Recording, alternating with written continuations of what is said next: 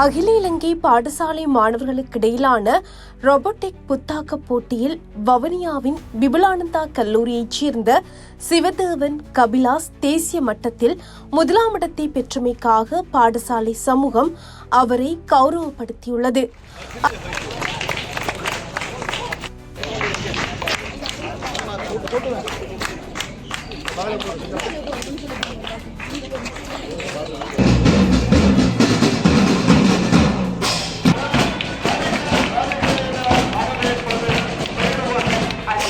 அகில இலங்கை ரீதியில் இடம்பெறும் ரோபோட்டிக் தொடர்பான புத்தாக்க போட்டியில் 17 வயதான வவுனியாவைச் சேர்ந்த விபுலானந்தா கல்லூரி மாணவனான சி கபிலாஸ் லத்திரனியல் வாக்களிப்பு இயந்திரம் ஒன்றினை கண்டுபிடித்து அதனை காட்சிப்படுத்தியிருந்தார். இதனூடாக அவருக்கு தேசிய மட்டத்தில் முதல் பரிசு கிடைத்ததோடு அவருக்கான பதக்கமும் வழங்கப்பட்டிருந்தது.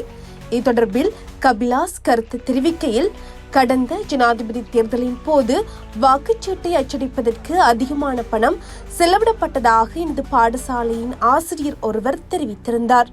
இவ்வாறான நிலையில் இந்த செலவினை குறைப்பதற்கு ஏதேனும் கண்டுபிடித்து அதனை நடைமுறைப்படுத்த வேண்டும் என்கின்ற ஆவல் எனக்கு ஏற்பட்டது. அதனூடாக ஒரு இலத்திரனியல் வாக்கு அளிப்பு இயந்திரம் ஒன்றினை கண்டுபிடிப்பதற்கு முயற்சி செய்தேன். அதில் வெற்றியும் பெற்றேன் என தெரிவித்திருந்தார்.